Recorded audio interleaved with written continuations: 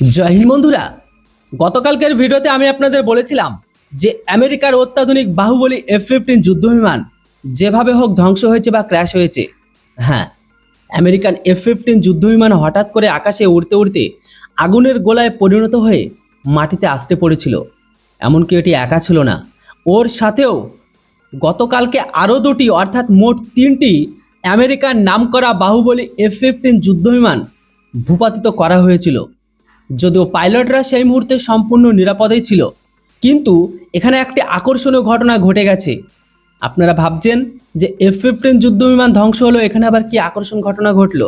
তো দেখুন, আপনারা স্ক্রিনে যেটা দেখছেন না, যে আমেরিকান পাইলট যখন মাটিতে ছিলেন তখন সাধারণ সেখানকার স্থানীয় মানুষ লাঠি সেটা নিয়ে সেখানে পৌঁছে যায় তাকে মারার জন্য বা ওই পাইলটকে মারধর করতে বা ধরার জন্য। তাদের মনে হয়েছিল যে এটি কোনো আমেরিকান নয়, বরং ইরানের পাইলট, এমনকি ইরানের যুদ্ধ বিমান বিধ্বস্ত হয়েছে। কিন্তু ওই পাইলটের ভাগ্য ভালো ছিল যে তার যুদ্ধ বিমানটি বিধ্বস্ত হয়ে কুয়েত দেশে পড়েছে, যেখানে সাধারণ মানুষ তাকে বাঁচিয়ে নেয় এবং পুলিশের হাতে তুলে দেয়, যেখান থেকে সে পুনরায় আমেরিকান বেসে ফিরে আসে। কিন্তু এগুলো গুলি করে নামালো কে? এটিই হবে আপনাদের এবার প্রশ্ন। কেননা গতকালকের ভিডিওতে আমি বলেছিলাম আমেরিকা দাবি করেছিল তাদের এই ফাইটার জেটগুলোকে তারা নিজেদের এয়ার ডিফেন্স সিস্টেম ভেবে, মানে ইরানের ড্রোন ভেবে তারা তাদের নিজেদের ফাইটার জেটকে ভুল করে সেগুলোকে শটডাউন করে। অন্যদিকে আবার ইরান দাবি করেছে যে তাদের অত্যাধুনিক ড্রোন দিয়ে এগুলোকে টার্গেট লক করে ধ্বংস করেছে। তো যেটাই হোক, তো এই বিষয়ে আলাদা আলাদা দাবি রয়েছে। ইরান বলেছে তাদের এয়ার ডিফেন্স সিস্টেমের সাহায্যে তারা এই 3টি F-15 যুদ্ধ বিমানকে গুলি করে নামিয়েছে, কখনো ড্রোনের কথা বলেছে। কিন্তু কুয়েতের দাবি হলো এটি তাদের নিজেদেরই ভুল ছিল। তাদের এয়ার ডিফেন্স সিস্টেম ভুলবশত, অর্থাৎ ফ্রেন্ডলি ফাইটার এগুলোকে ইরানি যুদ্ধ বিমান ও ড্রোন ভেবে সেগুলোকে ইন্টারসেপ্ট করে এগুলোকে নিজেরাই নিজেদের এয়ার ডিফেন্স সিস্টেম থেকে ফায়ার করে সেগুলোকে ধ্বংস করেছে। অন্যদিকে আমেরিকাও এটাও মেনে নিয়েছে যে কুয়েতের ডিফেন্স সিস্টেম ভুল করে এগুলোকে ইরানি ড্রোন ভেবে আক্রমণ করেছে।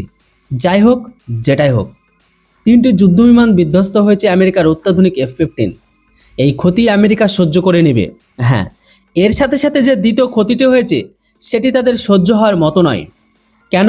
তো দেখুন আপনারা স্ক্রিনে ভালো করে, এটি কুয়েতের ভেতরে আমেরিকান সামরিক বেস, যেটাকে দেখুন কিভাবে আগুনের শিখায় পরিণত করে ফেলেছে। এছাড়া কয়েক কিলোমিটার দূরে কাতার দেশে অবস্থিত আমেরিকার 5th ফ্লিটের এয়ারবেস আজ এমনকি গতকালকে আবারও ইরানি হামলার কবলে পড়েছে। এবং দেখুন কতটা ভয়াবহ ধ্বংসলীলা চলছে। আর এটি এই মুহূর্তে প্রতি আমেরিকান এয়ারবেসের দৃশ্য, যা ইরানের কাছাকাছি অবস্থিত। আমেরিকার সামরিক বেসগুলো মারাত্মক ধ্বংসযজ্ঞের সম্মুখীন হচ্ছে। এমনকি এতে আমেরিকার সবচেয়ে বড় ক্ষতি এটাই হচ্ছে, যদিও এয়ারবেসে থাকা যুদ্ধ বিমানগুলো নিরাপদ এবং মিসাইলের কারণে আমেরিকার জানমালের ক্ষতি খুব বেশি নাও হয়েছে বা নাও হতে পারে, কিন্তু হামলার কারণে বেসগুলো আমেরিকান ফোর্স ব্যবহার করতে পারছে না, মানে অকেজো করে দিয়েছে। তাদের সমস্ত এয়ারবেস এই মুহূর্তে অচল হয়ে পড়ে আছে। এই কারণে ইরানে হামলার জন্য আমেরিকান ফোর্সকে ব্যবহার করতে হচ্ছে ডিয়েগো গার্জিয়া থেকে, বা যা হাজার হাজার কিলোমিটার দূরে ভারত মহাসাগরের মাঝখানে অবস্থিত একটি এয়ারবেসকে। এছাড়া ইসরায়েল থেকে যুদ্ধ বিমান উড়ছে, অথবা আমেরিকায় যে এয়ারক্রাফট ক্যারিয়ারগুলো আছে সেখান থেকে উড়তে হচ্ছে। এমনকি এই কারণেই গত 24 ঘন্টায় যে কার্যকর উপায়ে স্ট্রাইক হওয়া উচিত ছিল তা আর হতে পারেনি। এর পুরো ফায়দাকে ইরান এখন তুলে নিচ্ছে। আপনারা স্ক্রিনে দেখুন আরবের আলাদা আলাদা শহরের কি দশা হয়েছে। বিশেষ করে ইসরায়েলের শহর জেরুজালেমের অবস্থা তো শোচনীয় করে দিয়েছে। গত 24 ঘন্টায় ইরান অনবরত বোমাবর্ষণ করছে তাদের ওপর। এত ভয়াবহ পাল্টা জবাব আমার মনে হয় না গত কয়েক দশকে কেউ আমেরিকা ও ইসরায়েলকে দিয়েছে। অন্যদিকে আরবের বাকি দেশগুলো শহরের অবস্থা একদমই ভালো নয়। তাদের যে ফিনান্সিয়াল ক্যাপিটালগুলো আছে, যেমন ধরে নিন দুবাই, আবুধাবি, সেগুলোর অবস্থাও খুবই খারাপ।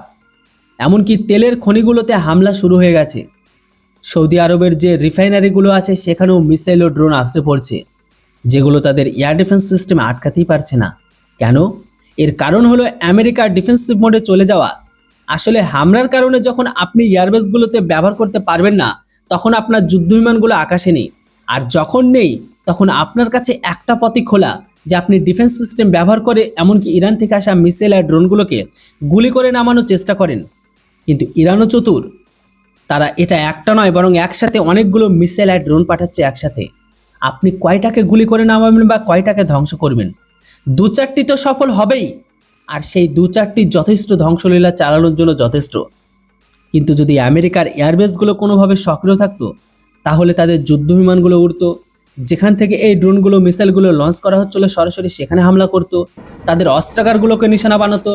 কিন্তু যেহেতু তেমনটা হতে পারছে না, তাই এই কারণে আমেরিকা পুরোপুরি ব্যাকফুটে চলে গেছে এখন। আর আপনারা বিশ্বাস করুন বা না করুন, আরবের 90% দেশ নিজেদের নিরাপত্তা নিজেরা দিতে পারে না। যদিও এদের কাছে অনেক টাকা আছে, এরা অনেক ধনী, গত 20 থেকে 15 বছর এরা পশ্চিমা দেশগুলো থেকে অনেক অস্ত্রকে কিনেছে, কিন্তু তা সত্ত্বেও এরা নিজেরা সেগুলো ব্যবহার করতে পারে না। শেষ পর্যন্ত আমেরিকান ফোর্স সেগুলো ব্যবহার করে, তারা এদের সুরক্ষা দেয়। এই কারণে যখন আমেরিকা ব্যাকফুটে যায়, তখন তার সাথে 90 থেকে 95% আরব দেশও ব্যাকফুটে চলে যায়। আর এটাই কারণ যে ইরানের হামলাগুলো এত সফল হতে পারছে বা সফল হচ্ছে এখন। এছাড়া ইরানের যে মিসাইল প্রযুক্তি, তাকেও আপনাদের ক্রেডিট দিতেই হবে এখন। বছরের পর বছর ধরে তারা এই প্রস্তুতি নিয়েছে যে তাদের মিসাইলগুলোর মোকাবেলা করতে হবে আমেরিকার উন্নত Patriot third air defence system আর এসর সাথে, সব কিছুর সাথে মোকাবেলা করবে। এছাড়া ইসরায়েলের আয়রন ডোম আছে, এগুলোর সাথেও মোকাবেলা করতে নিজেদের মিসাইল প্রযুক্তিকে উন্নত করার ক্ষেত্রে তারা সাফল্য অর্জন করেছে। আর এর পরিণাম আজ এটাই যে তাদের অনেক হামলা সফল হচ্ছে। তাদের যা টার্গেট ছিল সেখানে গিয়ে তাদের মিসাইল ও ড্রোনগুলো সফলভাবে আক্রমণ করতে পেরেছে। দেখুন, এখানে মানুষের ড্যামেজ না হলেও জায়গার ড্যামেজ অবশ্যই ইরান করেছে। ফলাফল এটাই যে এই যে গত 2 দিনে আমেরিকার মতো সুপার পাওয়ারের কাছে আয়াতুল্লাহ খামেনিকে হত্যা করা ছাড়া আর কোনো সাফল্য নেই। দেখতে হবে আমেরিকা এই ব্যাকফুটে বা ফ্রন্টফুটে কবে কিভাবে পরিবর্তন করে। এর জন্য অবশ্যই আপনাদের চ্যানেলটিকে সাবস্ক্রাইব করতে হবে, কারণ যুদ্ধের বিস্তারিত বিশ্লেষণ, গ্রাউন্ডে কি ঘটছে, ইন্টারনাল পলিটিক্স কি, তা সব কিছু পেতে হলে অবশ্যই আপডেট ইন্ডিয়া চ্যানেলটিকে সাবস্ক্রাইব করে রাখুন। তবে এই মুহূর্তে যেটাকে নিয়ে সব থেকে সকলের মনে বড় প্রশ্ন, যে এই মুহূর্তে আমেরিকার যে 3টি F-15 যুদ্ধবিমান ভূপাতিত বা ধ্বংস হয়েছে, এটাকে করলোটাকে? মূলত এই 3টি দাবি সামনে এসেছে। প্রথম, ইরানের দাবি। ইরান সরাসরি দাবি করেছে তাদের নিজস্ব অ্যাডভান্স এয়ার ডিফেন্স সিস্টেম ব্যবহার করে তারা আমেরিকার এই 3টি F-15 যুদ্ধবিমান ভূপাতিত করেছে। তাদের মতে এটি তাদের সামরিক সক্ষমতার একটি বড় প্রমাণ। অন্যদিকে কুয়েতের দাবি ফ্রেন্ডলি ফায়ার। কুয়েতের একটি চাঞ্চল্যকর দাবি করে, তারা বলেছে যে এটি তাদের ভুল ছিল। কুয়েতের এয়ার ডিফেন্স সিস্টেম আকাশের সীমানায় থাকা এই বিমানগুলোকে ভুলবশত ইরানি ড্রোন বা শত্রুর বিমান বা মিসাইল ভেবে আক্রমণ করে বসে। একে সামরিক ভাষায় বলা হয় ফ্রেন্ডলি ফায়ার।